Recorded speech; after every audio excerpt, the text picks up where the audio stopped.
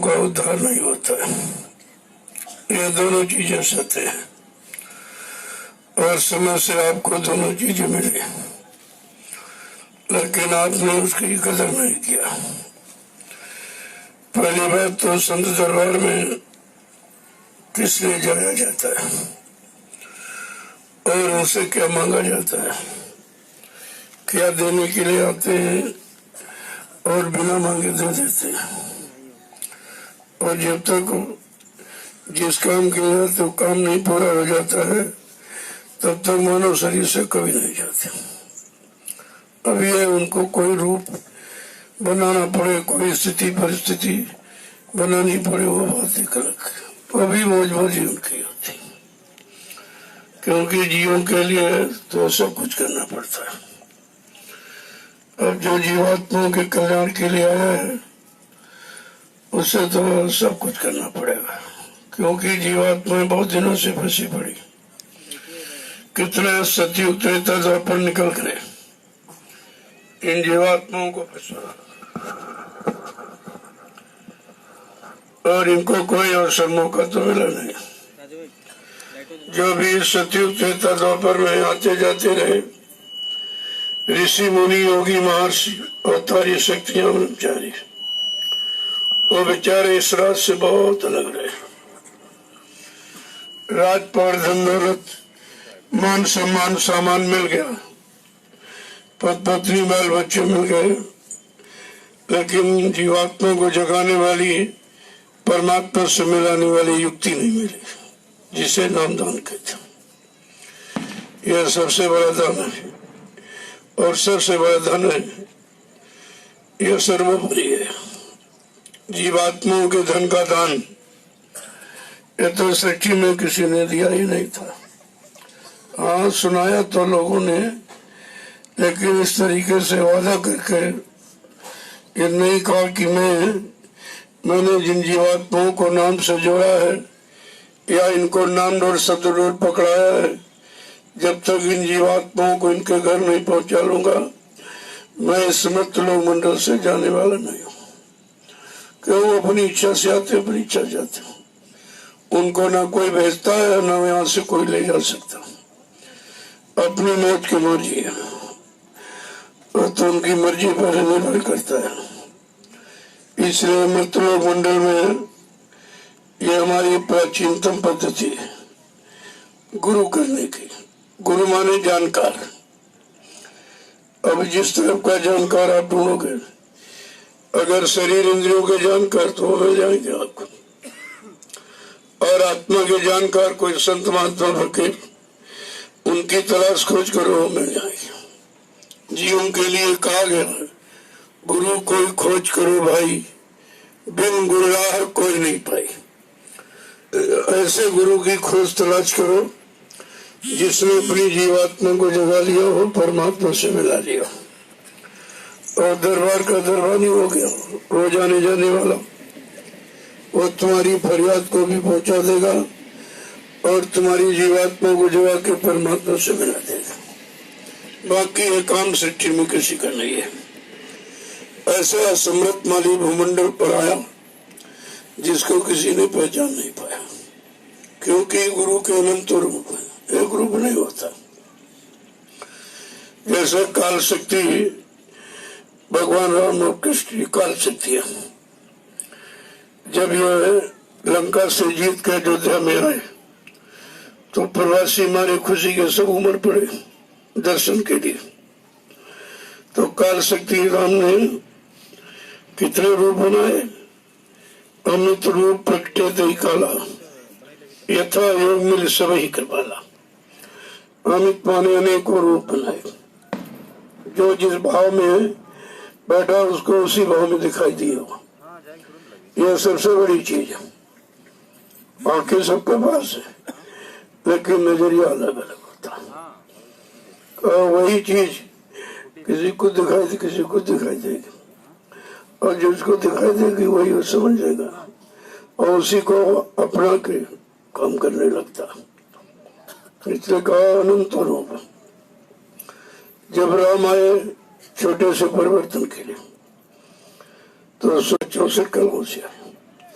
लेकिन सतगुरु दयाल आया तो अनंत कलाओं से आया, क्योंकि परिवर्तन करना कोई आसान काम नहीं है। जो परिवर्तन करे आया है, उन सब शक्तियों का इतिहास आप पढ़िए, सुख अमन चैन से नहीं रहा, क्योंकि इस काम के लिए आते नहीं वो। कोई राजभोग, कोई मतलब मान सम्मान, कोई इसके लिए नहीं आते। जो जीवात्माओं के कल्याण के लिए आया, उसको तरह तरह की मुसीबत आपत्ति, क्योंकि लोग उसको पहचान नहीं पाते।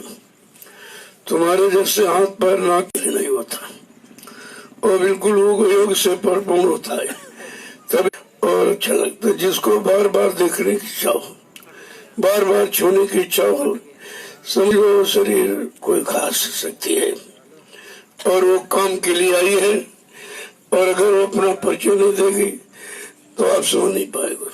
इसीलिए तो कहा है कि दरस परस मुखमंजन पाना, विप्र कहा सुनबेद पुराना।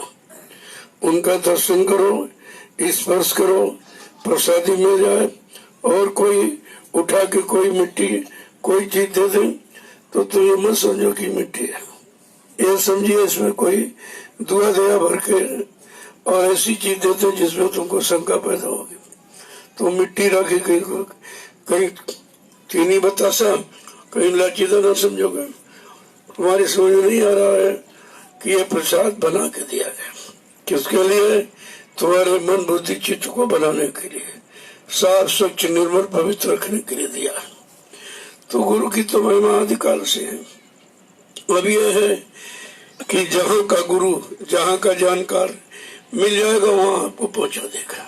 जैसे प्राइमरी का जानकार तो प्राइमरी शिक्षा देगा, जूनियर वाला जूनियर पढ़ा देगा, डिग्री वाला डिग्री बता दे ना, प्राइमरी वाला जूनियर पढ़ा सकता, जूनियर वाला प्राइमरी में आ सकता। ये उलट फेट नहीं होता।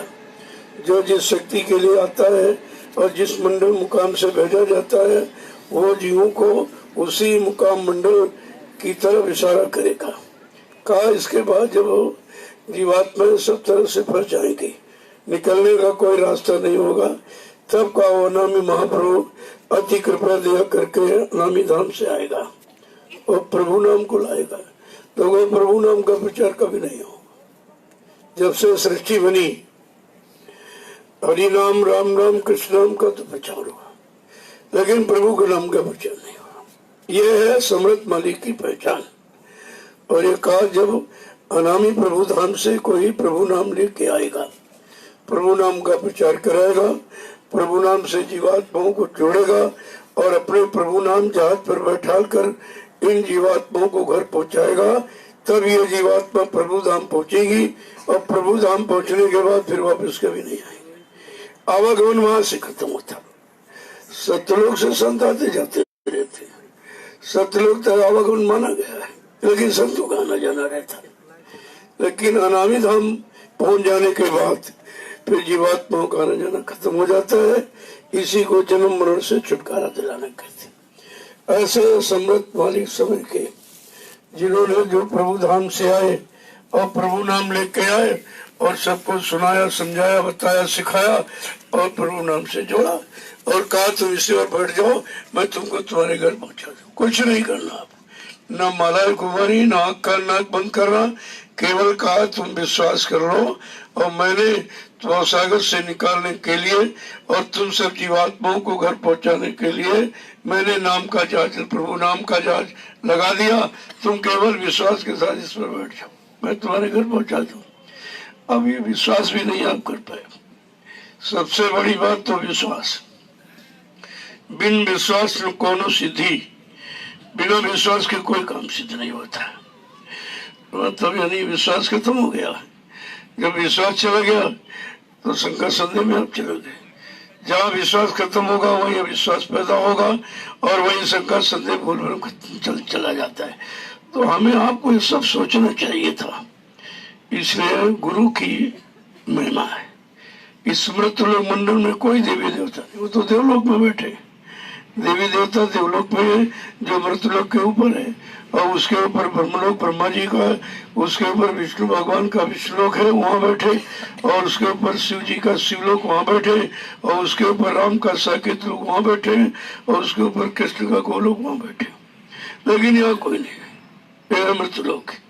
अब यह संत महापुरुषों की जरूरत आवश्यकता पड़ी, उन्होंने आह्वान किया, उनको बुलाया और विधिवत उनका सम्मान भोजन दिया और उनसे काम करा के कहा फिर अपने घर चले जाइए आप। तो कहने का मतलब ये मृत लोग गुरु का है। अब यह गुरु कैसा है, कैसा होना चाहिए, गुरु किसे कहते हैं, गुरु का काम क्या है, तो महापुरुषों ने इशारा करके इशारा बताया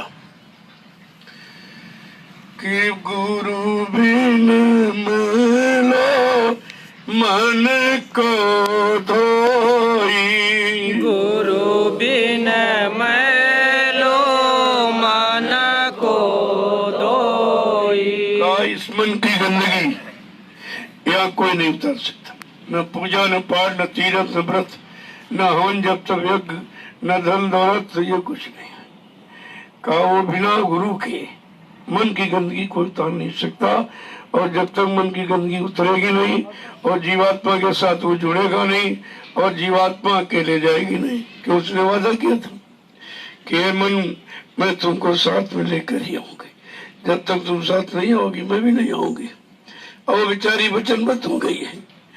तो इशारा करके महापुरुष क्या कहते हैं कि गुरु बिन मिलो मन को धोई, गुरु बिन मैलो मन को धोई, गुरु बिन मिलो मन को धोई, गुरु बिन मैलो मन को धोई।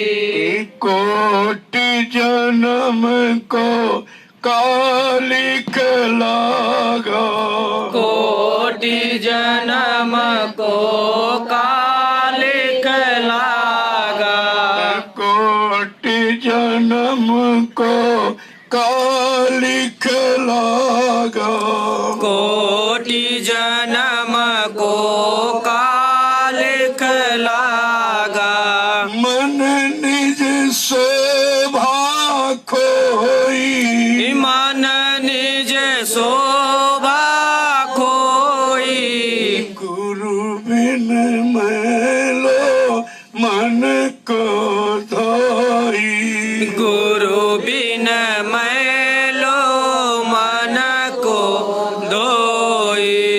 कोटि जन्म कोई करी करी हारे, कोटि जतन कोई करी करी हारे, कोटि जतन कोई करी करी हारे, कोटि जतन कोई करी करी हारे।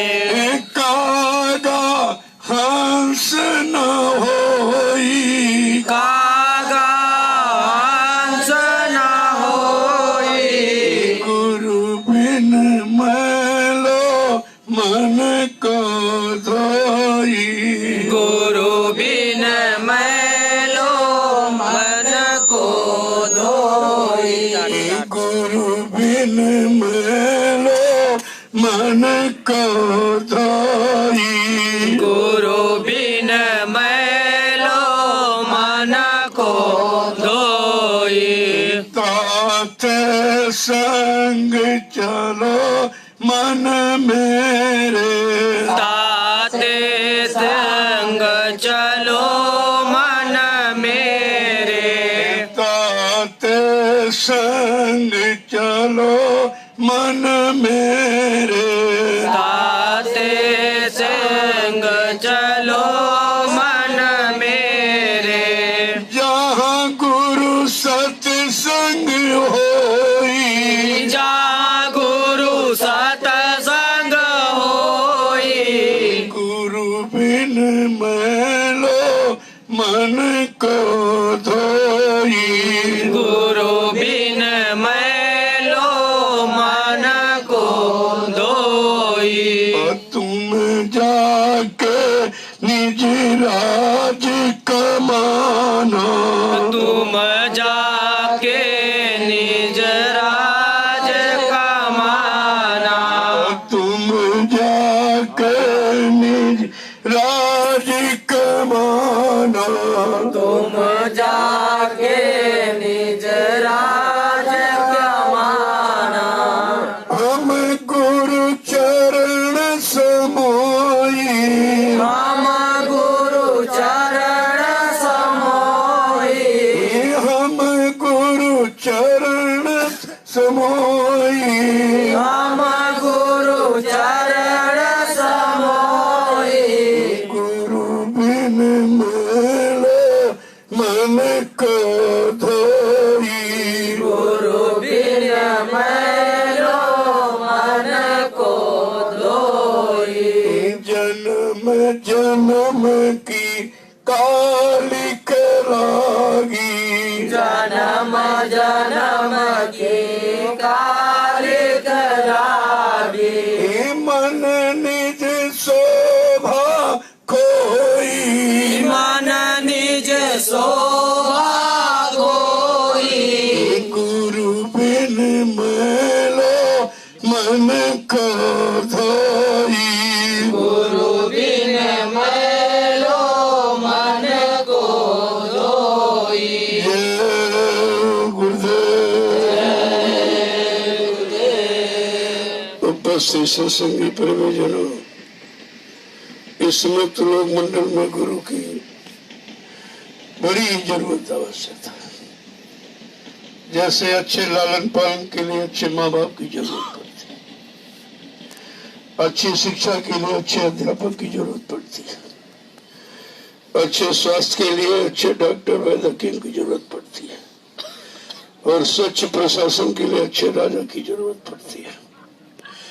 ऐसे मानव जीवन को धन्य बनाने के लिए अच्छे गुरु की जरूरत पड़ती है। ये सबको, ये जितने हैं, इनको सबको अपने मानव जीवन को धन्य बनाने के लिए समृद्ध सदगुरु की आवश्यकता पड़ती है। जब ऐसे गुरु मिल जाएंगे तो काम हो जाएगा। लेकिन तुम पहचान कैसे करो? हमारे पास गुरु की तो पहचान नहीं है।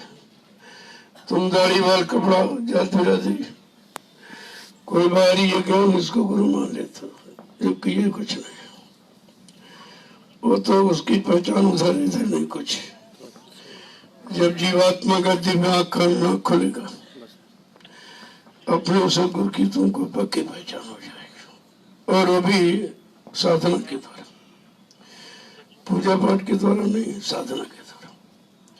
जब आत्मा के घाट पर बैठकर नाम की सच्ची कमाई करोगे, 1 घंटा सुबह 1 घंटे शाम को, और मन बुद्धि चित्त को रोक करके, तो ये काम तुम्हारा शुरू हो जाएगा। लेकिन मन को रोकना ये जीव के बस का काम नहीं है। जब ऋषि मुनि योगी महर्षि ब्रह्मचारी अवतारी शक्ति नहीं रोक पाई, सब मारे गए। काल माया ने सबको लूटा, किसी को छोड़ा नहीं। जब सब बेचारे लुट गए तो इनकी आह, इनकी पुकार गुहार सुनकर लाग दिया कोमल ची संता। तब संतों के हृदय में दया उठी, उन्होंने अपना सतुल मंडल छोड़कर इस समस्त मंडल पर आ गए जीवों को जगाने के लिए।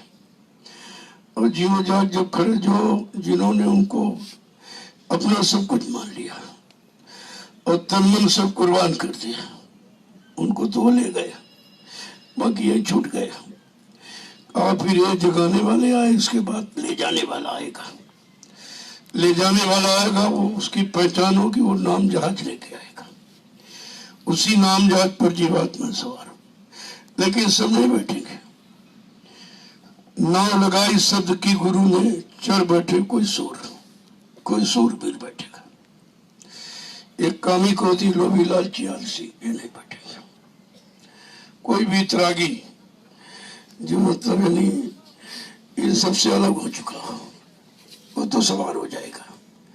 लेकिन धीरे धीरे जब वो सदगुरु दया करेंगे तो इन कमजोर जीवों को शक्ति देंगे और इनको देकर फिर इनको भी ले जाएंगे धीरे से। अब यह है, जितनी जल्दी तुम तैयार हो जाओ। अब तुम अभी तैयारी में कर दिया जाए, चलो कल चलना, नाम जहाज जा रहा, तो कहोगे अभी लड़की की शादी नहीं कर पाए, लड़के की नहीं शादी, मकान नहीं बना, कोई दुकान नहीं बना, कोई जमीन नहीं, कोई ये नहीं, कोई नहीं तैयार होगा। सन 1986 में एक आवाज लगाई गई थी कि धाम चलो अपने भाई, पराए धाम क्यों नहीं रहो। कोई तैयार हुआ? पहली बात, आप इसे पराया मानते नहीं, अपना मानते कि हमारा मकान है, हमारी दुकान है, हमारी पत्नी हो, बच्चे हैं, ये हो वो सामान सब। जब तक तुम्हारी समझ में ये नहीं आएगा कि हमारा नहीं है ये तो किसी का दिया हुआ। जब हम आप यहाँ आए, माँ के गर्भ से आने का रास्ता है। जब इधर आए तो इधर नंगे आए, बिल्कुल कोई सामान लेके नहीं आए और कोई रिश्ता नाता भी लेके, नंगे और अकेले। ये आने की स्थिति है और यही जाने की स्थिति हो जाएगी। अब बीच का ये फंसाव हो गया। इसीलिए कहा जन्म, जीवन और मृत्यु 3 चीजें। जन्म हो गया आपका, अब ये जन्म हमारा जीवन कैसे व्यतीत हो और मृत्यु तक जाने के पहले हम अपना काम बना लें, तब तो आपका मानव जीवन सार्थक हो जाएगा। जन्म तो सबका हुआ और एक ही रास्ते, दूसरा रास्ता नहीं हुआ। अब जीवन अलग अलग है, कोई भोगों में जी रहा है, कोई किसी में जी रहा है, कोई उसी को समझ रहा है। ये बात, सबके जीने का ढंग अलग हो गया। और सच्चा जीवन का ढंग क्या है? इनाम की कमाई करें। भाई शरीर की रक्षा के लिए तो आपको मना नहीं किया जाता। खेती करो, दुकान करो, दफ्तर करो, बिजली का मजदूरी करो, आए गए का सत्कार करो, तो मना थोड़ी आपको किया जाता है। लेकिन ये कहा है कि ये सब गौड़ है और भजन मुख्य है। अगर गौड़ मुख की बात आपकी समझ में आ जाती और तुम संसार को प्रमुख समझते हो, भजन को गौड़ समझते हो, सांसारिक रिश्तों को मुख्य मानते हो और गुरु का रिश्ता गौड़ समझते, बस यही भूल है। जब तक ये भूल भरम नहीं खत्म होगा, गुरु से मिलने वाला लाभ आपको नहीं मिल सकेगा। महापुरुषों ने सब कुछ इशारे में बताया। सच्चा गुरु की दया पाने का अधिकारी कौन होता है? गुरु अमरदास का नाम आपने पढ़ा सुना होगा। अब इसी कलयुग में आए थे तो उनके जब काफी शिष्य हो गए तो उनको ये चिंता हुई भाई कि मेरी ये जो प्रॉपर्टी लेने का हकदार कौन होगा, उत्तराधिकारी। देखो पहले समझ लो, उत्तराधिकारी किसको माना जाता, कौन बनता है। तो उन्होंने कहा वो न हो भाई, इनकी कोई परीक्षा ली जाए तभी तो पता चलेगा इसमें योग्य योग्य कौन है। तो अपने सब शिष्यों को बुला कर कहा कि देखो भाई कोई चबूतरा बनाओ। चबूतरा तो एक बनना कहा नहीं भाई, दूसरा बना, ये ठीक नहीं। दूसरा बन गया, कहना नहीं ये भी ठीक नहीं, तीसरा बनो। कल ये कुछ ठीक है, ऐसा करो, चौथा बनो। तो 5 चबूतरे बने। कल अरे ये सब खराब खत्म, ये जगह नहीं ठीक, चलो दूसरी जगह चले। वहां ले गए। ऐसे 2-3 बार उलट पुलट किया तो सबकी शंका पैदा हुई गुरु में कि गुरु पागल हो गया है, बुद्धि पागल हो गई, इनको क्या करना, बनाओ बिगाड़ो, बनाओ बिगाड़ो, बनाओ, ये कोई काम। तो सब भाग गए छोड़ करके। उनके एक शिष्य थे रामदास जी, भगने वाले सब उनके पास गए कि रामदास गुरु तो पागल है भाई, तो बुद्धि खराब हो गई इसकी, ये बनाओ वो बिगाड़ो, ये बनाओ बिगाड़ो बिगाड़ो। जब कहा ये गुरु पागल हो गया तो रामदास जी रोने लगे। कहा एक ही तो ज्ञानवान है, उसको ये पागल कह रहे हैं। अरे कहा भाई तुम्हें नहीं मालूम, हम तो यही चाहते हैं कि हमसे रोज चबूतरे बनवाए जाए, बिगाड़े जाए, तो सेवा तो मिल रही है। अगर चबूतरा बनाने बिगाड़ने में हमारा काम हो गया तो सरल क्या हो रहे हैं, और हम कलयुग के जो कुछ कर भी नहीं सकते, केवल उनके आदेश का पालन कर सकते। अब आदेश किस लिए हो रहा, किसके लिए हो रहा, क्यों हो रहा, कहाँ के लिए, तो आप नहीं समझ पाओ इतनी जल्दी। जब सत्संग में आते जाते रहोगे तो ये तुम्हारी समझ में सब आएगा कि गुरु किस काम के लिए आता है। और जब तक अपने शिष्यों की सफाई नहीं कर लेगा तब तक यहाँ से ले नहीं जाएगा। जैसे ये जहाज अगर गंदा कपड़ा कोई गंदगी से लिपटा हुआ तो लोग उसको बैठा लेंगे नहीं जाएगा, ऐसे वो नाम जहाज है, उस पर गंदे कर्म करने वाले इन जीवों को कभी बैठाना नहीं जाता। तो उन्हीं उसी गंदगी को साफ करने के लिए आए और कहा कि मैं गंदगी साफ करूंगा। कहा मैं धोबी हूँ, मैं कपड़ा धोता हूँ। तमाम लोग उसी समय भाग गए, कह रहे वो तो धोबी है। खुद कहा मंच से धोबी, मैं धोबी हूँ। तो बाद में कहा भी मैं वो धोबी कपड़े धोने वाला नहीं, तुम्हारा ये कपड़ा जो गंदा हो गया, ये शरीर जो जीवात्मा का कपड़ा है, वैसे ही एक जीवात्मा का कवर है चमड़े का। वो सफेद काला दो चरण है, लेकिन है खोली। अगर इस खोल को आप समझ लो तो फिर किसी तरह की झंझट नहीं। अभी चमड़े के खोल को सजाने में कितना समय, कितना पैसा, यानी कितना परिश्रम सब तुम्हारा इसी में जा रहा हो। ये एक दिन जला के राख कर दिया जाएगा। सब इसकी सजावट एक दिन मिट्टी में मिल जाएगी, कुछ नहीं, और जीवन तुम्हारा बेकार चला गया। का असली सजावट है चरित्र। अगर चरित्र तुम्हारा अच्छा है तो ये सजावट है, उसकी दुनिया पूजा करती है। गोरे काले की पूजा नहीं होती। जैसे आपने देखा मंदिर की पूजा होती कि मूर्ति की होती। मंदिर तुम करोड़ों रुपए बना दो, कोई पूजा नहीं करनी। पूजा मतलब मूर्ति की होती है। इस तरह ये मंदिर है, चमड़े का है, और इसमें चेतन जीवात्मा मूर्ति, परमात्मा की मूर्ति जीवात्मा बैठे हुए। जब तक वो मूर्ति रहेगी तब तक लोग इसकी कदर करेंगे, आपसे प्यार मोहब्बत करेंगे, रिश्ता जोड़ेंगे। और जैसे वो मूर्ति निकली इससे, तो इसको लोग बिल्कुल स्वीकार ही नहीं करते। कोई नहीं मानेगा, तुम हमारे काका हो, पापा हो, ये हो, कुछ नहीं। सब लोग सीधे कहेंगे अरे भाई तुम मुर्दा है, मिट्टी। मिट्टी जिसके निकल जाने के बाद शरीर मिट्टी हो जाए, वो कितनी अमोलक चीज है। उसकी जीवात्मा अमोलक, उसी अमोलक जीवात्मा के कारण हम सब लोग इस शरीरों की कदर करते, इनसे रिश्ता रखते। और जिस दिन जीवात्मा निकल जाए सबको नफरत हो जाती है। जब नफरत हो जाती कहती, इतनी नफरत कहते हम इसको देखना नहीं चाहते, तुरंत नफरत का पर्दा, जिसे आप कफन कहते हो, वो नफरत का पर्दा इसमें डाल देते और कहा जल्दी करो इसको घर से बाहर ले जाओ। बड़ा डर रहा, भय लग रहा, डर लगा, ऐसा नहीं कि भूत बन जाए, हमारे घर में रह जाए, सबको तंग। कितनी नफरत। और ये दिन नफरत सबको तुमसे होनी है। नफरत होने के पहले अगर तुम इस रास्ते को समझ लो तो हमेशा के लिए नफरत का काम ही खत्म हो जाएगा। ना जीवात्मा कभी मृत्युलोक में आएगी, ना इन शरीरों में कभी जाएगी, और न कभी जन्म मरण का चक्कर होगा, और न कभी नफरत होगी। संत महापुरुष वो गति, वो सदगति आपकी जीवात्मा की कराने की लायक कि एक बार मेरी बात मान लो और मेरे बताए रास्ते, नाम के रास्ते पर चल पड़ो। और घर गृहस्थी परिवार में रखकर एक एक घंटा सुबह शाम निकाल कर आत्मा के घाट पर बैठ कर नाम की कमाई कर लो, तो हमेशा की ये जो दुर्दशा है यहाँ की वो खत्म हो जाएगी। कितना बड़ा काम लेके आए, जो काम सच्ची में किसी ने किया नहीं है। इशारा किया, कबीर साहब से लेकर इस कलयुग में हजारों संत है, सबने इशारा किया है। लेकिन जब सम्राट मालिक आया, वो वादा कर रहा, इशारा नहीं कर रहा, वादा कर रहा कि मैं तुम्हारी जीवात्मा को जगाऊंगा और परमात्मा से मिलाऊंगा, और जब तक ये जीवात्मा को परमात्मा के पास नहीं पहुंचा दूंगा, मैं यहाँ चैन से नहीं बैठूंगा। लोगों कितना बड़ा इशारा, कितनी बड़ी जानकारी आपको मिली, लेकिन आप उस जानकारी को समझ नहीं पाए, क्योंकि हमने अपने मानव जीवन के बारे में अभी कुछ समझा ही नहीं।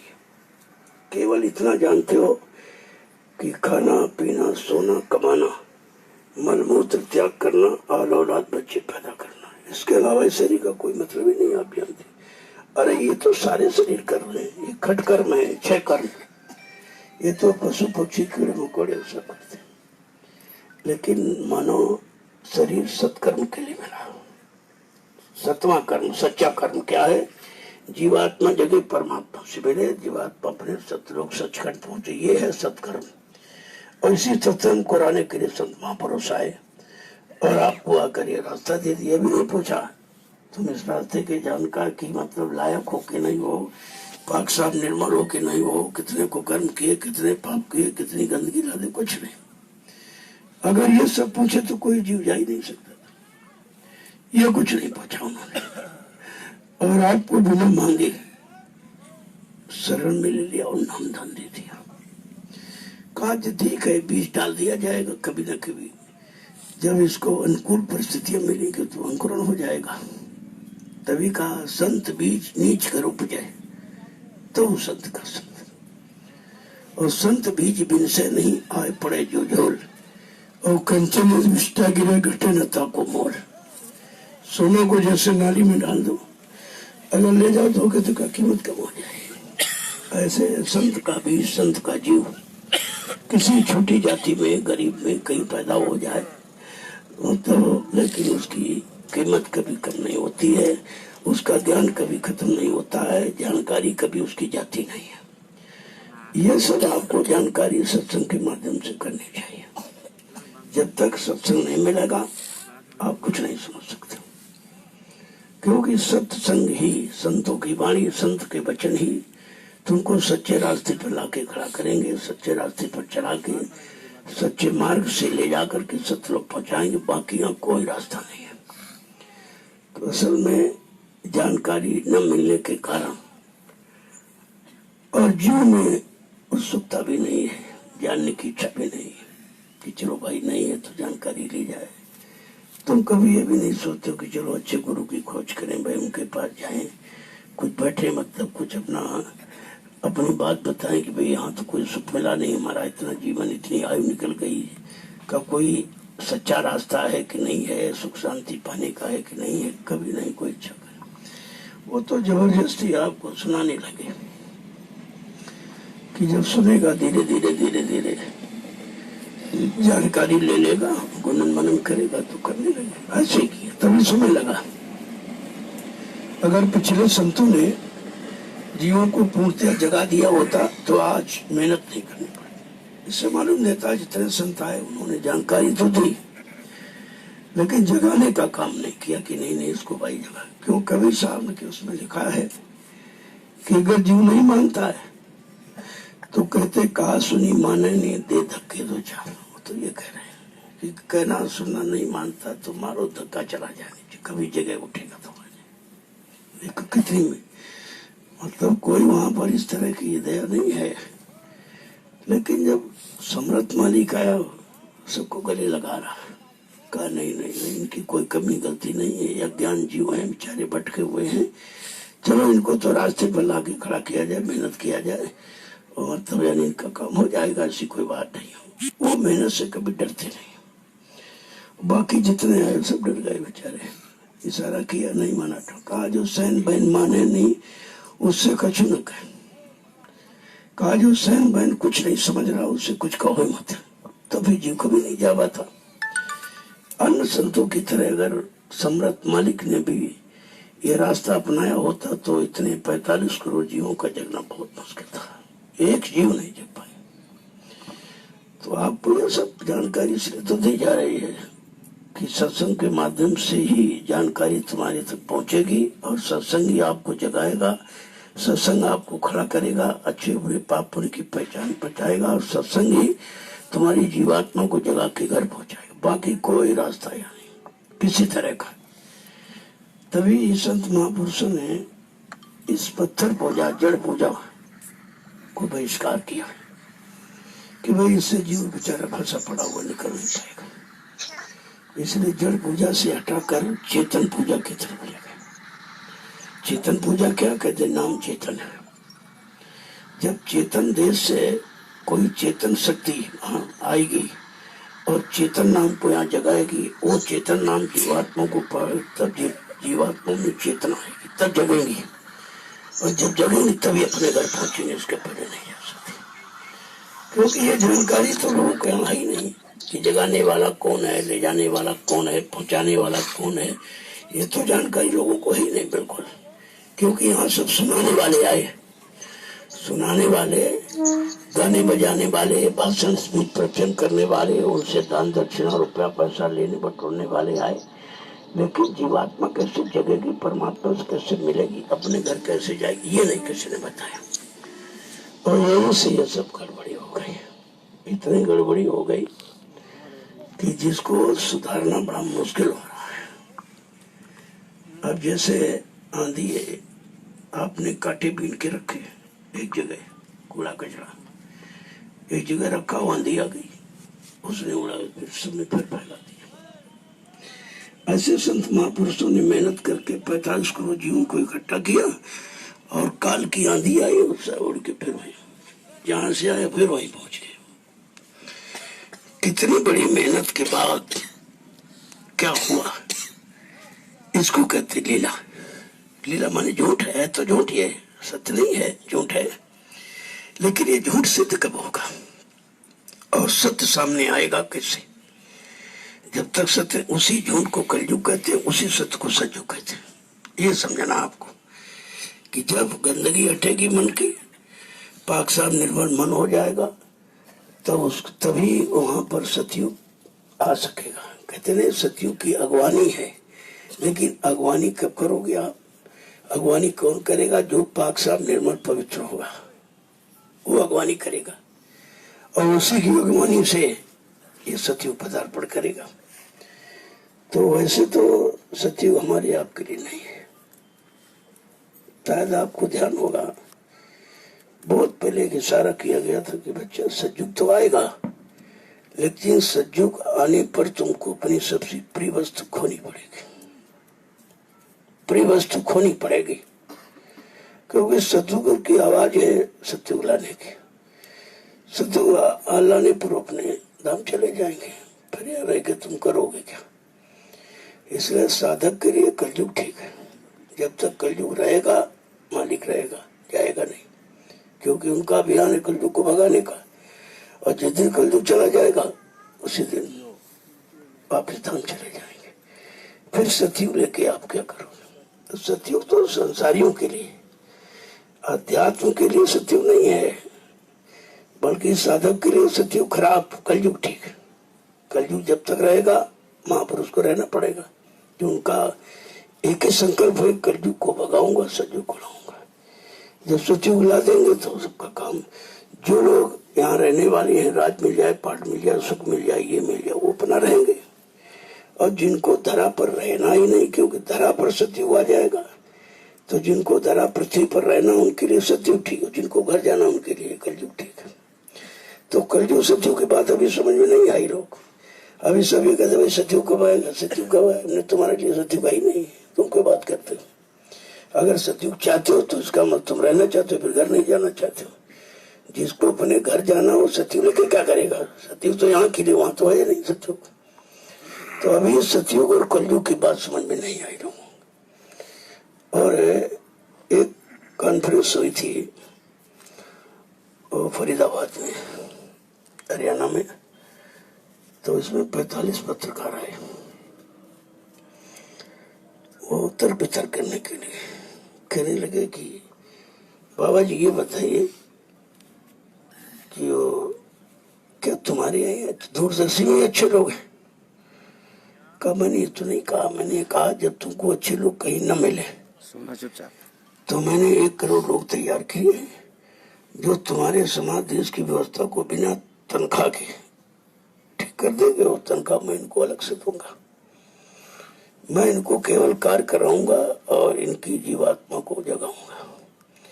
जो शरीर से काम करेंगे वो शरीर शुद्धिकरण हो जाएगा। फिर 5-7 पत्रकार फिर खड़े हुए, कहा महाराज ये बताइए कि रामराज कब आएगा? अरे तुम्हारी याददाश्त बहुत कमजोर है। मैंने इसीलिए बच्चों से कहा दीवालों पर लिख दो, पेड़ों पर लिख दो, पहले तो ये तो पढ़ो। मैंने कहा कि मैं पीछे की बात क्यों करूंगा, रामराज तो हो गया। अब रामराज के बाद कृष्णराज, कृष्ण के राज के बाद कलयुग का राज, कलयुग के बाद सतयुग का नंबर है। लिस्ट पर तो सतयुग है, तुम्हारी याददाश्त मेमोरी बहुत कमजोर है।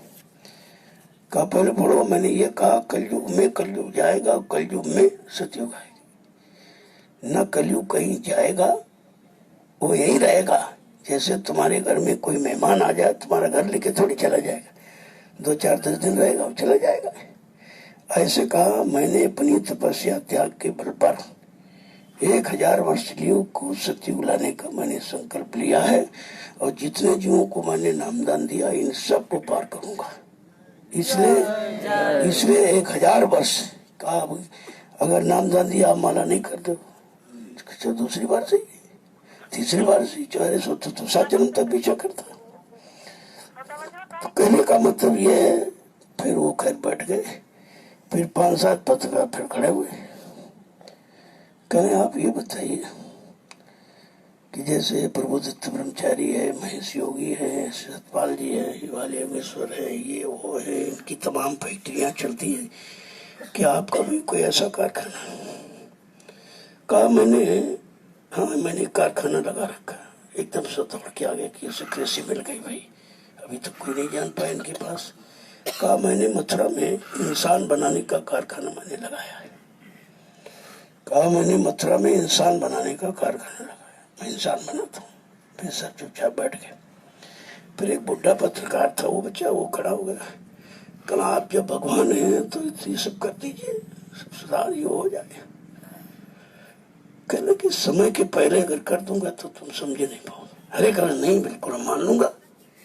तो उसको बुलाकर उसके कान में कहा कि अगर तुम्हारे घर में तुम्हारी पत्नी के समय के पहले बच्चा पैदा हो जाए, तुम कहोगे मेरा ही नहीं, तुम इसको नहीं मानोगे।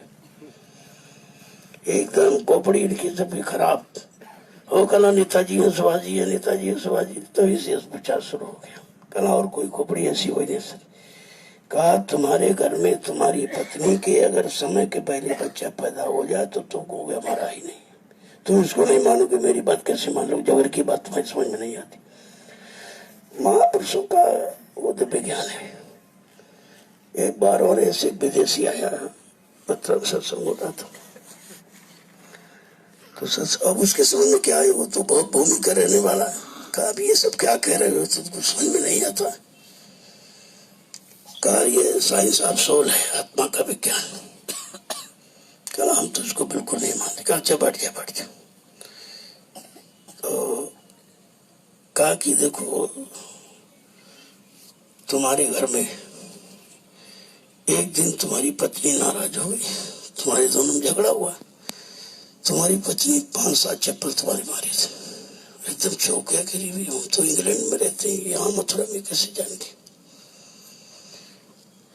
तो चुप रहा। बाद में कह रहा कि आप ज्ञान कैसे गए? कहते यही आत्मज्ञान है जो तुम्हारे यहाँ कहीं नहीं है, भारत में है। कहा, ये शायद अंदाज में कह दिया हुआ आपने। कहना, और कोई बताइए प्रमाण। तो लकड़ी पड़ी थी, कहना उसको उठाइए जरा। कहा, कान में लगाओ। कहना, हलो करो। तब कोई नहीं जानता तो मोबाइल क्या होता। तो उससे कान में लगाया। कहना, देखो बात करो, तुम्हारी पत्नी फला मार्केट में मार्केटिंग कर रही है। उसने कहा, हलो किया? कहना, हाँ मैं यहाँ हूँ। तो फट से उसने लकड़ी तोड़ा। कहा, कोई तार वार तो इसमें कुछ लगा नहीं, ये सब कहाँ से क्या हो रहा है? कहना, बच्चा, इसी को कहते आत्मज्ञान। ये आत्मज्ञान है जो तुम्हारी बुद्धि के परे है, तुम इसको समझ नहीं सकते हो। कहा, ये केवल भारत में और कहीं नहीं। ये संत ज्ञान केवल भारत में है, बाकी देश सब भूमि महाभोगों का काम, धन दौलत ये वो सब, लेकिन ये नहीं है। कहने का मतलब ये है कि महापुरुष सब तरह का प्रमाण देते हैं और प्रैक्टिकल करवाते। ये भी नहीं कि मतलब थ्योरी हो, प्रैक्टिकल सामने। तभी तो लोग आश्चर्यचकित रह जाते हैं, ये सब क्या हुआ। ऐसे ऐसे तमाम घटनाएं, तमाम मतलब जानकारी। इसी मुंबई में जब तबीयत खराब हुई तब लोगों ने कहा, सरकार तबीयत बहुत खराब है, कल ऐसा करो हमें बम्बई ले चलो। यहाँ ले आए तो सब डॉक्टरों का, बड़े बड़े डॉक्टर ले आओ। जो डॉक्टर था कहते कुछ नहीं, आपको कोई बीमारी नहीं है। जब सारे डॉक्टरों को बुला लिया था, अच्छा कला हमको नहीं बीमारी, तो तुम्हारी बीमारी है, मैं तुम्हारी बीमारी ठीक करने का, चलो बैठो नामदान ले लो। देखिए किस काम के लिए कौन सा काम, कौन सी युक्ति, कौन सा साधन, कौन सा तरीका, कौन सी व्यवस्था, कौन सी समस्या खड़ी की जाएगी, किसी को नहीं मालूम होता। जिन जीवों को जगाना होता है, जिन जीवों के पास जाना होता है, तो कोई ना कोई कारण तो बनता ही है। बगैर कारण के तो निवारण हो ही नहीं सकता। तो ऐसी हजारों घटनाएं लोगों को सामने रखी गई, लेकिन फिर भी लोग समझ नहीं पाए। जो 24 घंटे साथ रहे, आते जाते रहे सब जगह, उनकी समझ में नहीं आया भी ये शक्ति क्या है। कह भाई बहुत बुढ़े हो गए, बहुत कमजोर हो गए, ये हो गए वो गए। कहा था मैं बहुत कमजोर हो गया, जैसे पका पेड़ फल है, कभी टपक सकता है, ये वही सब जोड़ घटा पा रहे हैं। लेकिन तुमको ये नहीं मालूम, वो शरीर तो बुढ़ा है लेकिन जीवात्मा तो वैसी वैसी है। काम खेल तो जीवात्मा का है। इस शरीर से उस शरीर में, उस शरीर से उस शरीर में डाल, तुम क्या पता चलोगे किसके शरीर में कब आ गए, कहाँ चले गए। यही सत्संग संतुष्टि प्रदान करता है, शंकाओं का समाधान करता है, भूल भ्रम संदेह को दूर करता है। अगर सत्संग के आप दूर चले जाओगे तो मन मोटा हो जाएगा, फिर संग से आप हट जाएंगे। लगे रहो, ये मत सोचो हमारा काम सबका हो रहा है। अगर जरा सा एहसास कर दिया तुम अभी बर्दाश्त नहीं कर सकते हो, जरा शक्ति दी जाए, फट से अगर नाराज हो गए तो श्राप दे दोगे, खुश हो गए तो आशीर्वाद देने लगोगे, वे सब बांट डालोगे, यहीं पर यहीं सब बांट दोगे, कुछ नहीं रखोगे। इसलिए कहा ये नाम पूंजी मेरी है, मैंने नाम पूंजी तुमको दी, तुम्हारी नहीं है। तुमको कमाने का अधिकार है, लेकिन जो भी सुबह शाम कमाई करोगे, घंटा आधा घंटा 10 मिनट 15 मिनट, वो मेरे खाते में आएगी, तुम्हारा खाता नील रहेगा, ताकि तुम कोई इस तरह का काम न कर सको। क्योंकि ऋषि मुनियों का इतिहास देखा गया, जब ऋषि मुनि थोड़ी बहुत तपस्या किया, कुछ शक्ति मिली, तो वो नहीं रोक पाए, तो कलयुग का जीव कहाँ रोक सकता। इसलिए और वही जो नाम की कमाई तुम्हारी जमा हो रही है, वही उधर जीवात्मा जब जाएगी धर्मराज दरबार में, तो जो धर्मराज खाता खोलेगा कि ये बुरा किया, ये बुरा किया, ये सजा दो, ये सजा दो, यहाँ मारो, ये काटो, ये सताओ, तब गुरु तुम्हारी वो कर्म कहानी जो नाम की कमाई की वो वही पेश करे। कहा देखो ये नाम की कमाई उसने की, तो वहीं पर गुरु तुम्हारे सारे जन्मों के खाते को फाड़ के फेंक देगा। ऐसे काम होता है। जो इतना बड़ा काम करने आया उसको तुम इतनी जल्दी पहचान लोगे। अब ये है कहाँ से कैसे किससे काम करा दे, वो तो बात एक अलग की, बाकी उनका काम और कोई कर नहीं सकता। जो करने आए हैं, जिनको लाया गया है, उन्हीं से काम कराया जाए। पहले भी कहा तमाम शक्तियों ने जन्म ले लिया, कुछ स्कूल कॉलेजों में पढ़ रही, कुछ पढ़ के निकल आई, और एक प्लेटफार्म पर जब मैं आवाज लगाऊंगा सब एक प्लेटफार्म पर आके खड़े हो जाएंगे, फिर मैं उनको अलग अलग काम दूंगा, सबसे काम कराया जाएगा।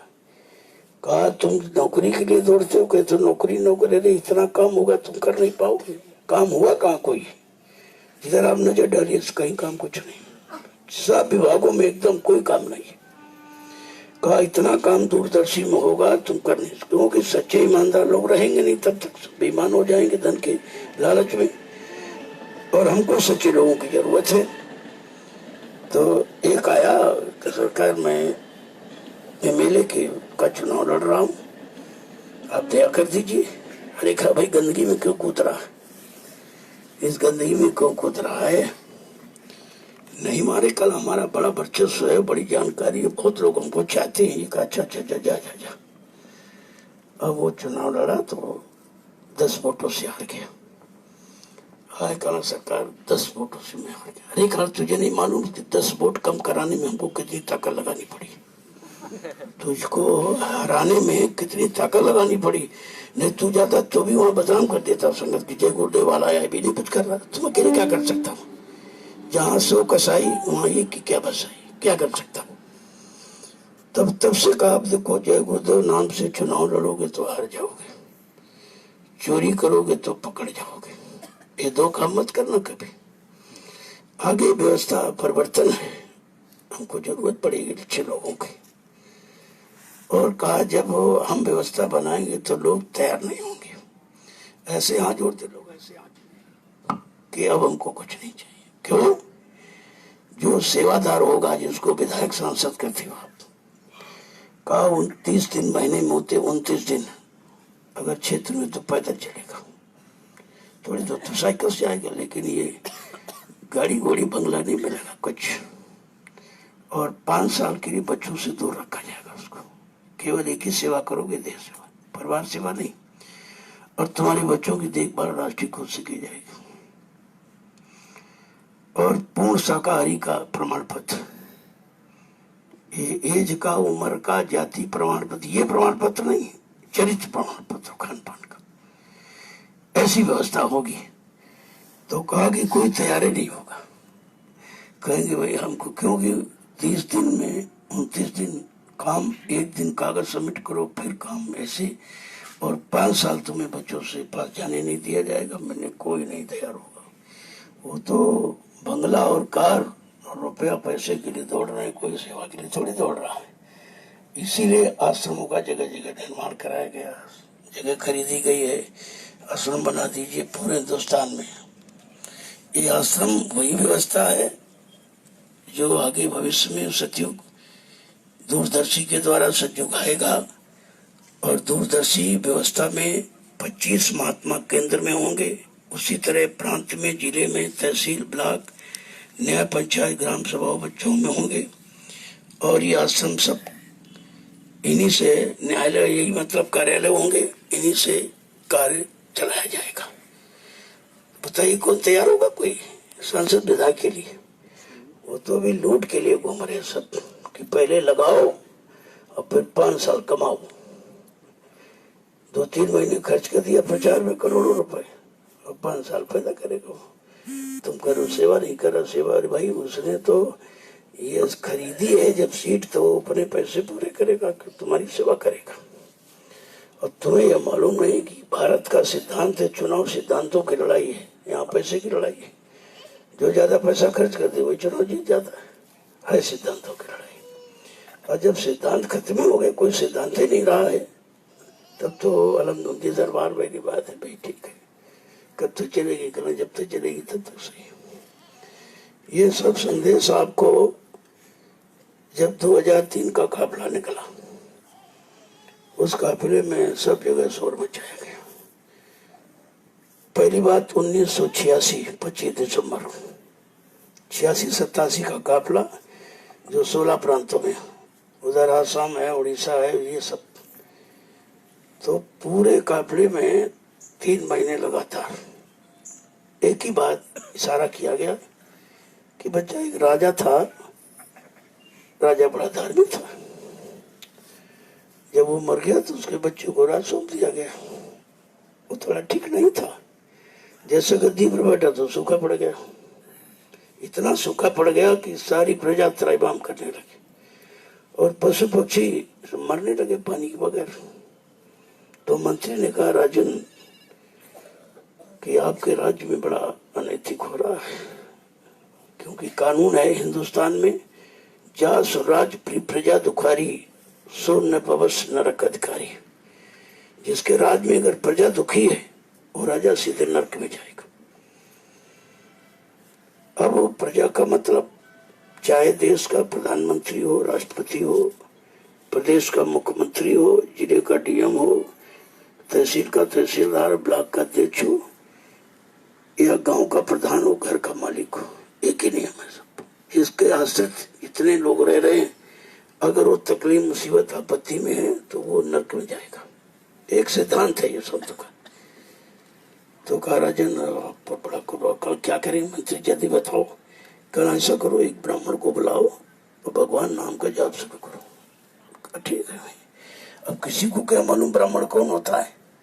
तो एक गंगा स्नान किए आ रहे थे, जनेऊ पहने, टीका चंदन लगाया, कल बस मिल गया, यही है।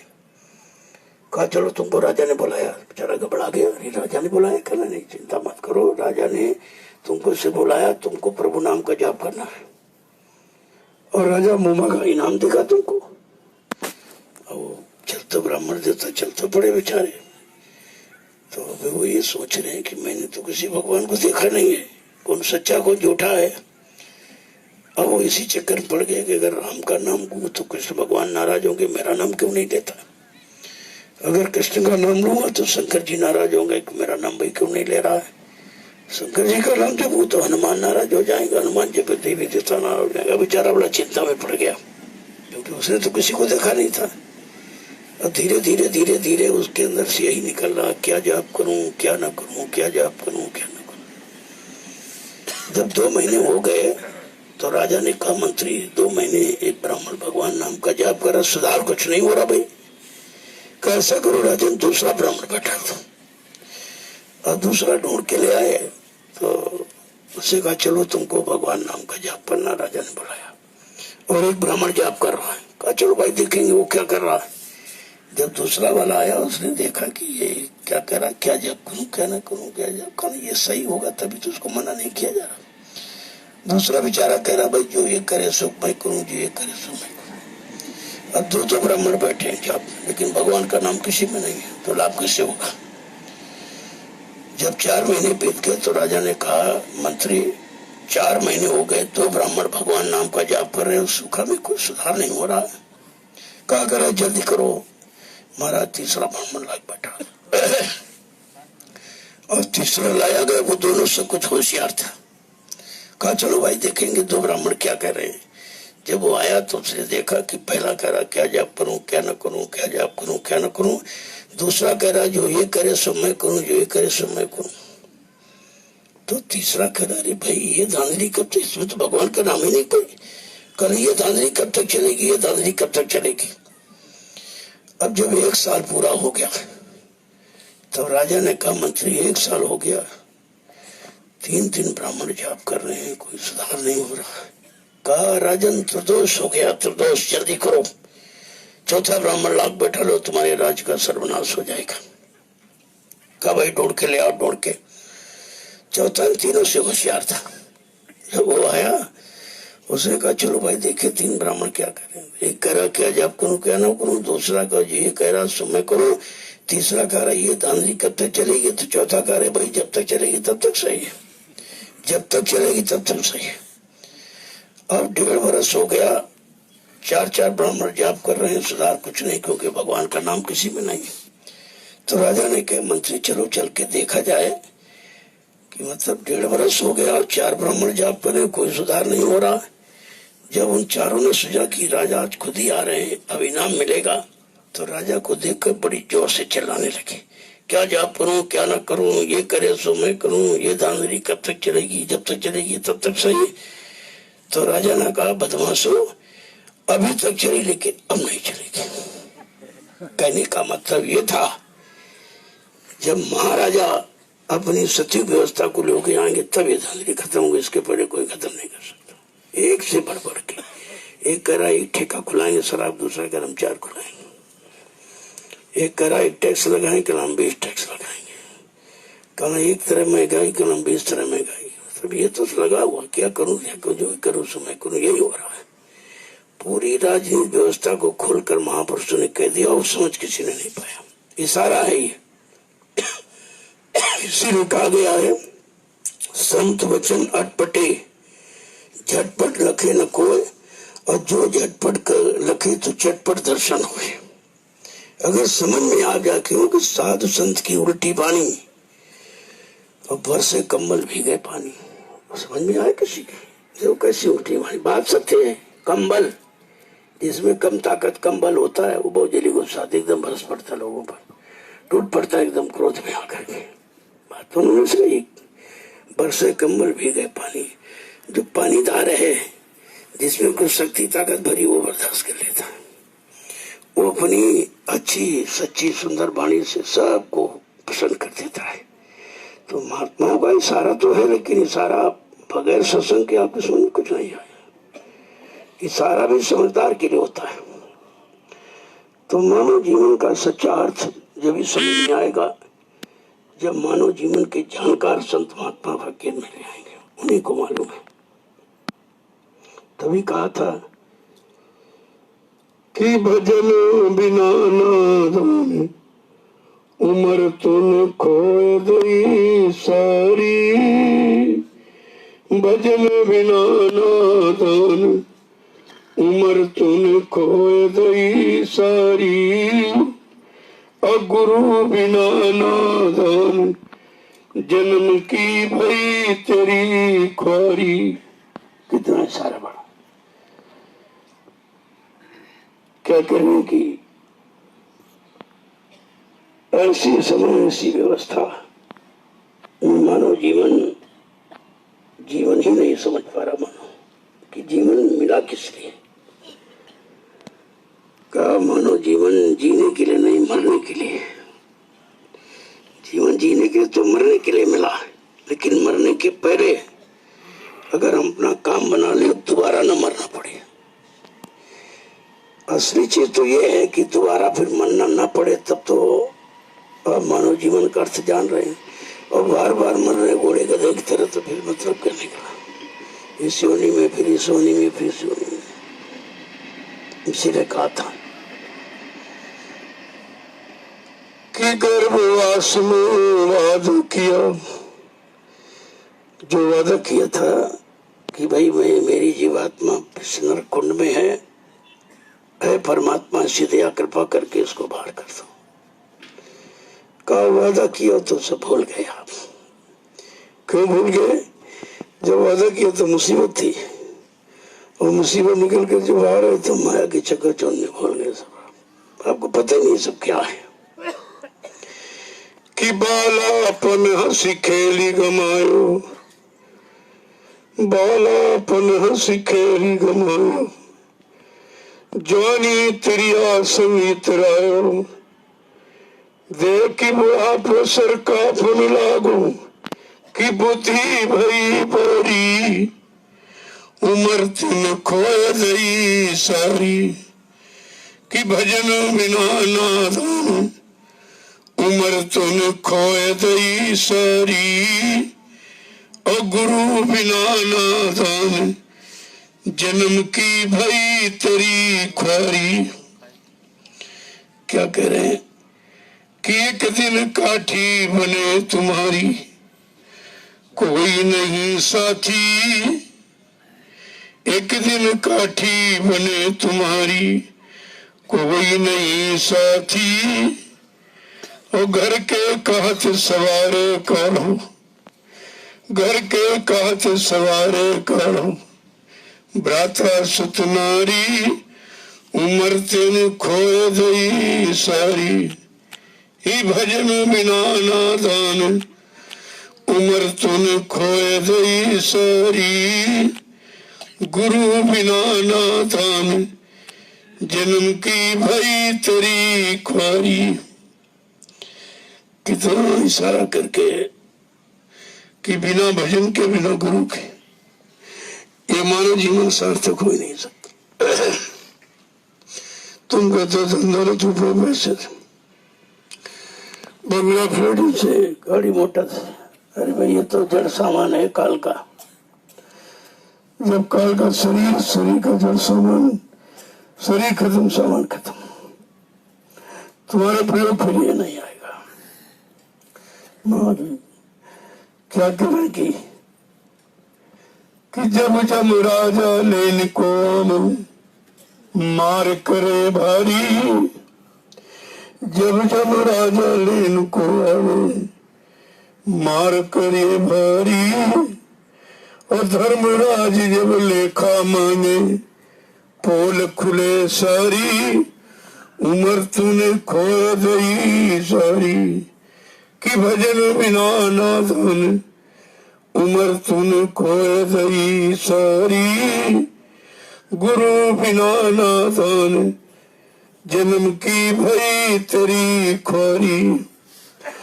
महापुरुषों ने कितना खोल के कहा है। इसने कहा कि मानव जीवन भजन के लिए मिला है, और यह सबसे सरल रास्ता है। इसमें आपको कुछ नहीं करना, आपको कुछ करना नहीं है। तो खरा कराया मिल गया, केवल नाम का जाम पीना सुबह शाम, न नाम ढूंढना है, न नाम जगाना, न कहीं से मांगना है। आपको बिना मांगे मिल गया। बस ये है कि काम करते रहो, नाम जपते रहो। वैसा ये वचन है, रास्ता कि इसमें कोई समय निकालना, कोई मंदिर बनाना, कोई पूजा पाठ के लिए सामान इकट्ठा करना, कुछ नहीं करना। मनुष्य मंदिर बनाया आपको दे दिया, मूर्ति जीवात्मा लगी हुई है, कोई मूर्ति नहीं खरीदनी है आपको। केवल क्या करना है, आपको नाम की कमाई करना। जब आत्मा नाम से जुड़ जाएगी, नाम की कमाई करेगी, तो एक ने दिन अपने घर चली जाएगी, फिर मतलब यानी कभी उसका नहीं आना जाना। ये सब जानकारी हमें आपको सत्संग के माध्यम से मिलती। तो महापुरुषों ने इशारा करके यही कहा है कि यह सब काम जीवन रहते रहते आपको करना है, ऐसे नहीं करना है। जीवन रहते रहते, मरने के बाद कोई कुछ नहीं कर सकता, और मरने के बाद किसी को कुछ मिला नहीं।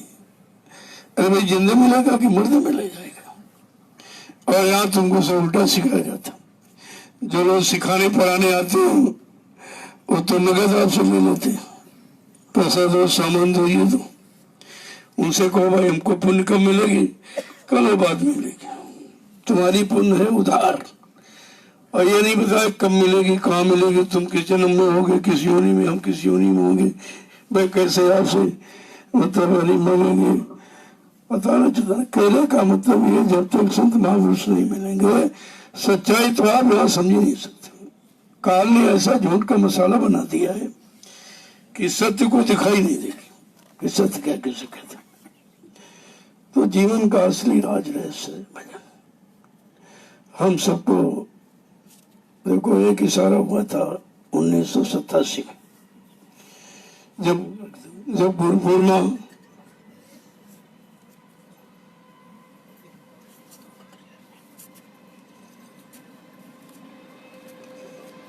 गुरु पूर्णिमा का कार्यक्रम नैमिषारण्य और सीतावन में,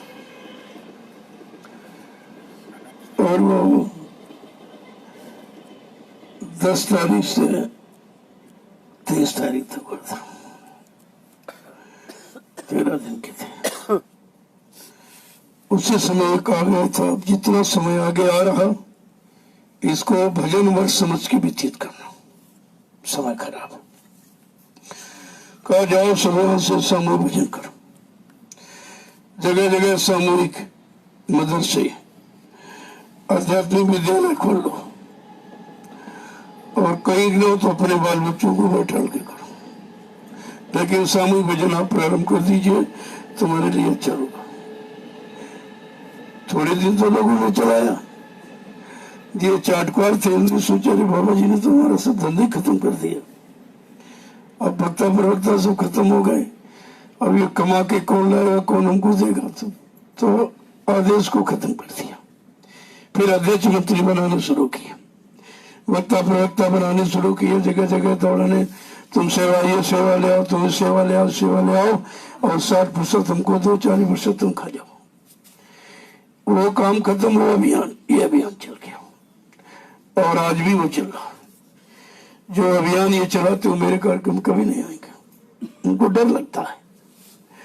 जो रुए गुनाहों से रहती दबी हो, पास लाती डरती, उनको इस बात का भय है। तो इशारा एक किया गया था कि जय गुरुदेव समय के सतगुरु, और समय से किया इशारा है, धर्म प्रेमियों जग जाओ, इसमें कल्याण तुम्हारा है। गांव नगर के धर्म प्रेमियों इस सिद्धांत को अपनाना, प्रेम भाव से संगठित होकर सुमिरन ध्यान भजन करना। खुदा कहो भगवान कहो, ये दिल का भाव तुम्हारा है। धर्म प्रेमियों जग जाओ, हरि भजन में लग जाओ, इसमें कल्याण तुम्हारा है। कितनी बड़ी चीज आके, बड़े भाग्य मानुष तन पावा, सुर दुर्लभ सदग्रंथन गावा। मदिरा मांस में फंस करके ये मानव जन्म बिगाड़ा है, और हरि भजन में लग जाओ, इसमें कल्याण तुम्हारा है। जय गुरुदेव समय के सतगुरु, समय से किया इशारा है, सब हरि भजन में लग जाओ, इसमें कल्याण तुम्हारा है। ये तन पायो हरि भजन को, खाए मुर्गी के अंडा, और जमराजा जब लेखा मांगे फोड़ दिए भर भंडा, वह दिन समझ पड़ेगी संडा, जब बजे जमन का डंडा। कहा कितना बड़ा काम किया, किसने मानव तन मिला और कहाँ लगा दिया, जबकि मानव अनमोल जीवन परमात्मा को प्रिय है। अपने प्रिय मानव शरीर के लिए मानव भोजन अलग से बना दिया कि जब मानव भोजन करेगा मानवता रहेगी, इंसानियत रहेगी, प्रेम प्यार मोहब्बत सेवा दया सदाचार परमात्मा की यादगार रहेगी। माँ बहन बेटी बहू की फर्क पहचान रहेगी, तुम्हारे से कोई अनैतिक कर्म नहीं होगा, फिर आप कर्मों की सजा पाने के अधिकारी नहीं बनोगे। कितना बड़ा इशारा परसों बोल के थोड़े दिन तो लोगों ने चलाया। अब स्वार्थी लोग भी लालची, उनको भजन से क्या मिलेगा, भजन में उनको कौन मुनाफा है। जो संसार के भोगों के लिए आया है तो जी रहा, वो परमार्थ की बात कभी न समझेगा और न लोगों को समझने देगा। यह है काल के जीवों की पहचान। इसलिए हमें आपको सबको चाहिए कि समय निकालकर अपने मानव जीवन को सार्थक बना लीजिए। आगे का समय बहुत खराब है, इतना खराब जिसकी कोई मतलब विचार नहीं कर सकता, मानव बुद्धि से बिल्कुल परे हो। तो जानकारी का नाम ही तो सत्संग है। जय गुरुदेव, जय गुरुदेव, जय गुरुदेव, जय गुरुदेव, जय गुरुदेव, जय गुरुदेव, जय गुरुदेव। नाम किसका? प्रभु का। जय गुरुदेव। नाम किसका? प्रभु का। जय गुरुदेव। नाम किसका? प्रभु का। प्रभु का प्यारा नाम। जय गुरुदेव। सब लोग खड़े हो जाओ। खड़े हो जाने का मतलब भजन के लिए खड़े हो जाओ। अब बैठने की सोने की जरूरत नहीं है, खड़े हो सारा समझ लिया। खड़ा होने का मतलब भजन के लिए खड़े हो जाओ। और करने लोगों ने कुदरत माफ नहीं करेगा, और बताया जा रहा है इसमें आपको और माफी नहीं मिलेगी। वो तो न बताया जाए न सुनो के तो भाई मालूम नहीं था। जब हिंदुस्तान में सबको घूम घूम के बता दिया और आज भी बताया जा रहा है, तब जीव नहीं मानेगा तो फिर सजा पाने का अधिकारी बन जाएगा। जय गुरुदेव, जय गुरुदेव, जय गुरुदेव, जय गुरुदेव। नाम किसका? प्रभु का। जय गुरुदेव। नाम किसका?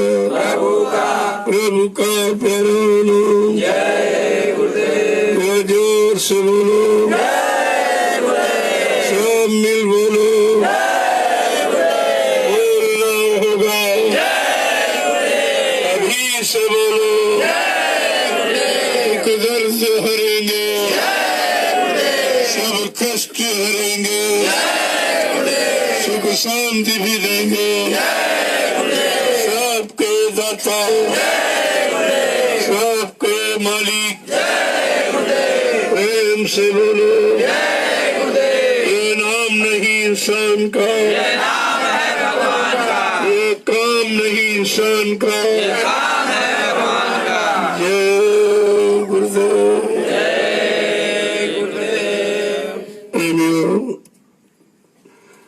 अब अपने घर गृहस्थी परिवार में रहकर कुछ आत्मा के लिए नाम की कमाई करो। शरीर के लिए दाम कमाई, अब आत्मा के लिए नाम की कमाई होती। और दिन भर तो आप करिए 8 घंटा मना थोड़ी आपको, लेकिन ये दाम की कमाई तुम्हारे हाथ नहीं लगेगी। ये परिवार के लोग सब छीन लेंगे। लेकिन जो नाम की कमाई करो उसमें कोई बंटवारा नहीं। न अग्नि जला सकती, न पानी बहा सकता, न सूरज सुखा सकता उसको।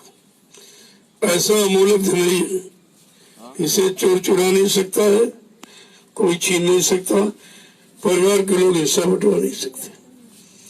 ऐसे नाम की अमूल्य कमाई का इशारा किया गया। अक्सर लोग इसी में लग जाओ, जो मासिक सत्संग करते हैं उसमें जरूर दया वही मिलेगी जहां आदेश। दया वही मिलेगी जिस आत्मा के घाट पर। दया और दुआ अलग अलग, दुआ का घाट ये है, दया का घाट ये, और दोनों चीजें आपको समझा दी गई। और हमेशा सत्संग के लिए भूख प्यास रखा करो। जितना ज्यादा समय सत्संग के लिए दोगे उतनी जल्दी आपको सफलता मिलेगी। वैसे 2018 चैत तक चलेगा। अपने हिंदी महीनों से तो अंग्रेजों का है ये, बल्कि ये 2018 चैत से मतलब यानी खत्म हो जाएगा और चैत से नया साल प्रारंभ हो जाएगा। तब तक आपको संभल के रहना है, मत सोचो कि 18 खत्म हो गया। हाँ, ये जो विशेष जोरदारी थी उसकी कम हो गई रफ्तार, और ये निर्विघ्न तब यानी कार्यक्रम को समापन किया गया। और आपके यहाँ तो 1 सप्ताह हो गया। जय गुरुदेव। अब यहीं से बड़ी विराम हो रही है। फिर कभी ऐसा मौका मिलेगा तो आपके दर्शन करूंगा। सतगुरु दयाल के अनमोल वचनों को आपके कान तक पहुंचाता हूँ। काम का ही है, बाकी कोई काम नहीं, किसी तरह का कोई काम ही, कोई झंझट का काम या नहीं। अब धीरे धीरे लोगों को समझ में आ रहा है, ऐसा नहीं है। अब ये है थोड़ा संतवाणी देर में समझ में आती है, लेकिन आ जाएगी तो झूठ को खत्म कर देगी, शंका संदेह भूल भ्रम को हटा देगी। तुम्हारे पास किसी तरह का कोई शंका ही नहीं रहेगी।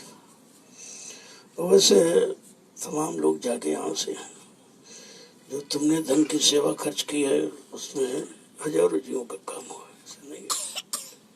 बेकार नहीं, अध्यात्म में जो धन खर्च होता है वही तुम्हारे साथ जाएगा। बाकी तो जितना यहाँ इकट्ठा करो तो बाल बच्चे छीन लेंगे, वो तो उनका अधिकार है। लेकिन जो आप सत्संग में खर्च कर दोगे, ये वचनों की बाणी लोगों के कान तक पहुंचाने में, तो ये तो सबसे बड़ा परमार्थ, इससे बड़ा कोई परमार्थ नहीं। सबसे बड़ा परमार्थ, सबसे बड़ी सेवा, कि अगर एक जीव कहीं जाग जाए, सच्चे रास्ते पर आके खड़ा हो जाए, तो तुमको 1 लाख यज्ञों के समान पड़े। सबसे बड़ा यज्ञ है ये मानव कल्याण यज्ञ, मानव जीवात्माओं के उद्धार का यज्ञ है। इससे बड़ा कोई यज्ञ नहीं। और उसमें आपको शामिल से किया गया। आपने अपनी गाड़ी कमाई का, श्रम समय पूंजी का आपने जो प्रयोग किया है, उसका आपको लाभ मिलेगा। जय गुरुदेव। जय गुरुदेव। अब आप लोग अपने अपने गंतव्य स्थान की तरफ चलो। कल में भी निकलना थोड़ा है, स्वास्थ्य हमारा ठीक नहीं है, बहुत खराब है। जबरदस्ती आपके यहाँ संदेश के जब से आया तभी से खराब था, लेकिन मैंने वादा किया था आपसे कि भाई सत्संग जरूर करूंगा, तो वादे से तो अलग नहीं हो सकता। तो आपको पूरा संदेश मिला है, और ये है, इन वचनों को आप संभाल कर रखिए। ये नहीं इस कान से सुना उस कान से निकाल दिया, ये निकालने भुलाने वाली बात नहीं है। ये तो आपको आपके जीवन के लिए लाभ दिलाने वाली है, अगर समझ में आ जाए तो। अगर बकवास है तो बकवास तो सभी करते हैं, लेकिन ये बकवास का काम यहाँ नहीं होता। यहाँ जितना काम होगा तुम्हारे लाभ का होगा। मैं अपने स्वार्थ की कोई बात कभी करता ही नहीं, और ना हमको कुछ चाहिए, हम क्या करें। अब आप नहीं मानते, जो दे रहे थे इसको तुम्हारे काम में लगा रहा हूँ, घूम घूम कर क्या करूँगा। मेरे कोई बीवी बच्चा है नहीं जो मैं मतलब उसके लिए रखूँ, कोई झूठ बोलूँ आपसे, कोई संचय करूँ, कोई मेरा बैंक बैलेंस खाता नहीं है। ये काम नहीं करता मैं, बिल्कुल एकदम खुली किताब है हिंदुस्तान। नहीं तो अब तक तमाम टीका टिप्पणी शुरू हो जाती, तमाम मीडिया पत्रकार आते हैं, लेकिन कुछ बातें नहीं, बेचारे चले जाते घूम के। हमने कहा यहाँ कुछ नहीं, यहाँ जो है सबके सामने, यहाँ पर्दे में कुछ है ही नहीं। कोई सेवा मैं लेता नहीं, मांगता नहीं, न सेवा के बारे में कुछ कहता हूँ। ये जरूर कहता हूँ, जो लोग तुम्हारे यहाँ उनकी सेवा करो, वो भजन करेंगे, उससे तुमको लाभ मिल जाएगा। वो आपने किया, कितने लोग आए और आपकी सेवा ली और यहाँ बैठ के भजन किया, उसका लाभ तुमको घर बैठे मिल गया। और इससे बड़ा लाभ क्या? बाकी यहाँ किसी तरह कोई भ्रामक प्रचार नहीं होता, किसी तरह हमें कुछ बनने की जरूरत नहीं। हम क्यों करें सब? बने वो जिसको यहाँ रहना हो। जब कहा जाए भाई सबको घर चलना, अपने घर चलो, अपने घर चलो, तो यहाँ रहने की बात ही नहीं है, तो बनने की बात क्या होगी? तो ये भी कभी शंका इस तरह मत कीजिए। यहाँ इस तरह का कोई प्रचार होता नहीं, ना मैं स्वामी जी बनता, ना गुरु जी बनता, ना संत महात्मा फकीर बनता। अरे हमें सब बनने की क्या जरूरत है? हम जो है आपके सामने बैठे बोल रहे हैं, आपके सामने बोल रहे हैं, और आप उसको समझिए, आप सोचिए, समझिए और अपनाइए, तुम्हारा काम हो जाएगा। और अपने काम से मतलब रखो। जय गुरुदेव, जय गुरुदेव, जय गुरुदेव, जय गुरुदेव, जय गुरुदेव, जय गुरुदेव, जय गुरुदेव। जय गुरुदेव। नाम किसका? प्रभु का। जय गुरुदेव। नाम किसका? प्रभु का। प्रभु का प्यारा नाम। जय गुरुदेव। सतयुग को लाएंगे, जय गुरुदेव। विश्व में शांति को लाएंगे, जय गुरुदेव। जन जन में प्रेम को लाएंगे। जय गुरुदेव। ये काम किसी के बस का नहीं है। ये तीन आवाज है जो कोई न पूरी कर सकता, न किसी के बस की। बस यही से तो राज खुला है सब। ये काम करेगा कौन? विश्व को सुख शांति कौन देगा? विश्व को न्याय कौन देगा? विश्व को लोगों को सच्चे रास्ते में लाके कौन करेगा? सबको पारस्परिक प्रेम मोहब्बत प्यार में कौन जोड़ेगा? यही तो एक सच्चाई है। और इसलिए कहा गया भाई अगर कोई करने वाला हो तो करके दिखा दे अपना। सबके लिए है ऐलान, यहाँ कुछ छिपाया नहीं जाता, खोल के कहा जाता अगर तुम कर सकते तो कर लो। अगर तुम्हारे बस का नहीं तो हमें सहयोग दे दीजिए। लेकिन काम होता कि नहीं, हमको कुछ बनना नहीं, ना प्रधानमंत्री बनना, ना राष्ट्रपति बनता, ना हमको किसी चीज की चाहे इच्छा है। और जल्दी से काम हो जाए, अपने घर की तरफ चलो। यहाँ क्या है? तो काल माया का देश है, यहाँ रहने नहीं। तब हम यहाँ की जब बात नहीं करते तो आपको कैसे सिखाएंगे? भाई तो आप ये काम कीजिए। अब ये है जो तमाम दिनों से लादे बैठे हो, एक दारी उतरना मुश्किल है। जैसे आदमी भारी बोझा ढोने वाला हो, अगर बोझा उसका उतार दो थोड़ी देर, यही पता चलता कि अब भी लादे में, यही पता चला कि अब भी हमारे पर बोझा लगा हुआ। इतना आदी हो गया है। अभी धीरे धीरे सब खत्म हो जाएगा, ऐसा नहीं है। अब ये कार्यक्रम हुआ, इसके बाद दूसरा तीसरा, एकदम सब परिवर्तन हो जाएगा। सत्संग करते करते ही परिवर्तन हो जाएगा। और कोई रास्ता नहीं है, और कोई कर सकता। किसी के बहकाने में आना मत, कोई यहाँ काम नहीं कर सकता, किसी बस का नहीं। हाँ, रुपए पैसे तो कोई मांग सकता, ले सकता, इकट्ठा कर सकता, लेकिन काम नहीं कोई कर सकता। और काम कभी दाम से होगा नहीं। ये कोई सांसारिक थोड़ी जो पैसे से खरीद लो आप अध्यात्म को, ऐसा कुछ नहीं है। वो तो जो काम अब ये है, जो मतलब आपसे अगर आप बुरा हो गया, पाप हो गया, धन से, शरीर से, मन से, वो आपको लगा दिया जाता है, किसी तरह साफ हो जाए। और आप साफ हो जाओ तो ये अपने घर जाने के काबिल बन जाओगे। इसलिए सब प्रयास किया जा रहा है, बाकी कुछ नहीं। तो कल मैं थोड़ा जल्दी से निकलूंगा, क्योंकि 12 बजे वहाँ फ्लाइट बताती है, बताया है। तो वास्तव में इसीलिए रुका कि मैं घर चला जाता तो कोई नहीं रहता, तुम्हारे सामान से पड़ा रहता है। इसलिए न कभी थोड़ा बने रहेंगे, प्रेमी आते जाते रहेंगे। और ये काम सबके लिए थोड़ी देर का, 5-5 मिनट का। कोई अगर बच गया हो काम, तो ये सेवा का आखिरी समय है। कुछ न कुछ हाथ अपना जरूर लगाओ। कोई बल्ली उखाड़ दिया, बांस उखाड़ दिया, कोई सिमट दिया, कोई बंडल बना दिया, कुछ कर दिया, कोई गड्ढा पाट दिया। मतलब ये सेवा बहुत सरल है। अगर कोई सेवा न की हो तो अभी आपके लिए मौका है। और अभी झंडे की परिक्रमा कल तक आप करिए, कल तक इसमें पूरा प्रभाव रहेगा। आपको लाभ देने वाला है। देखिए बिना पैसे का है कितना बड़ा है, कितना बड़ा लाभ। जो करोड़ों रुपए की सिद्धों से कम नहीं कोई कर सकता आपको, जो यहाँ फिर मुफ्त में हो रहा। क्योंकि नाम की कमाई है, तो दाम की कमाई तो कोई कर सकता है कि सबके पास है दाम, लेकिन नाम की कमाई बड़ा मुश्किल होता है। वो तो जिस पर सतगुरु दयाल की कृपा दया मेहरबानी होगी भी वही वो कमाएगा। और उन्हीं की कृपा दया से ये सब कार्यक्रम आपका संपन्न हो गया, बढ़िया हो गया। प्रेमियों ने सेवा की है, आपकी सेवा सिरोधार्य है। और आपकी सेवा का ये जलसा सारे हिंदुस्तान के विश्व में पहुंच रहा है, इंटरनेट से सब देख रहे हैं, सब बड़े अचंभित हैं कि ये सब क्या हो रहा है।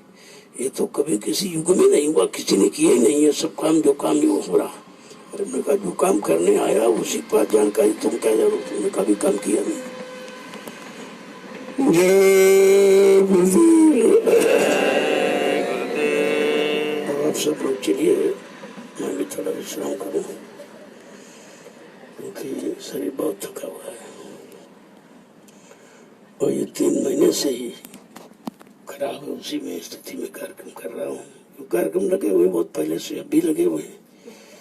अभी अप्रैल तक तो कोई कार्यक्रम खाली नहीं, रोज ही रोज दौड़ा है।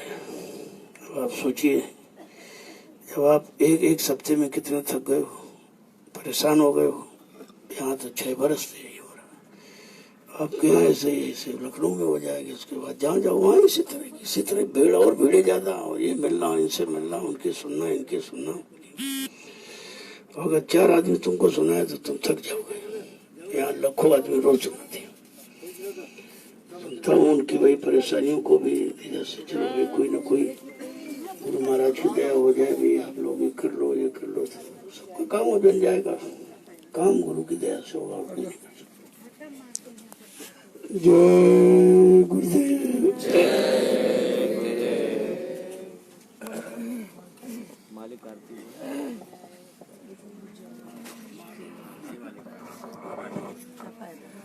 विनय का